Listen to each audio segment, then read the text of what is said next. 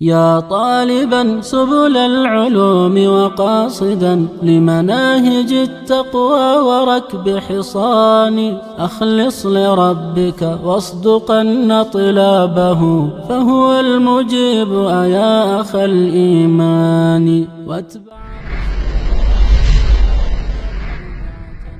مآل ذي بدع إلى خسران وتزودن نوافلا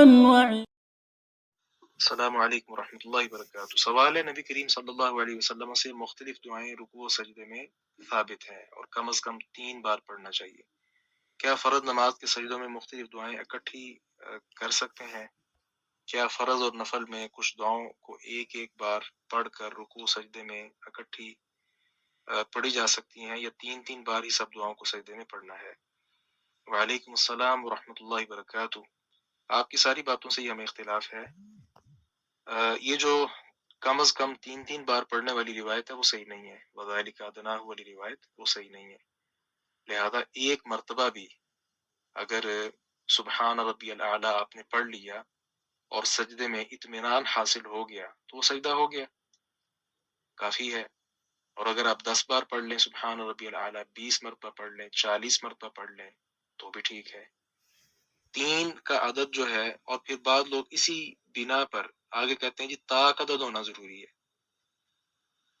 3 بار یہ پڑھ لیں اور 2 مرتبہ سبحانک اللہ والی دعا پڑھ کے 5 کا عدد کر لیں یا 7 کا عدد کر لیں، تو یہ تاک جفت کا یہاں کوئی مسئلہ نہیں ہے، یہ کوئی پابندی نہیں۔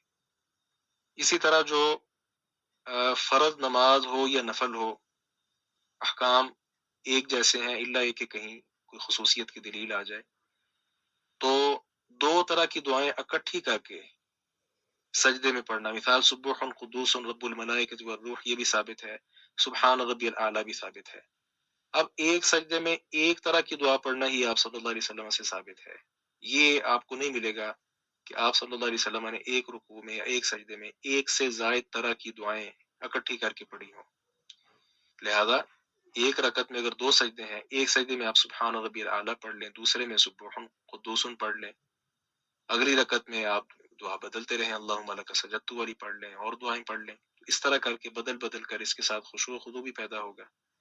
لہذا اکٹھی کر کے 2 طرح کی ثابت شدہ دعائیں ایک سجدے میں یا ایک رکوع میں کرنا، اس کی کوئی دلیل نہیں ہے۔ السلام علیکم ورحمۃ اللہ وبرکاتہ۔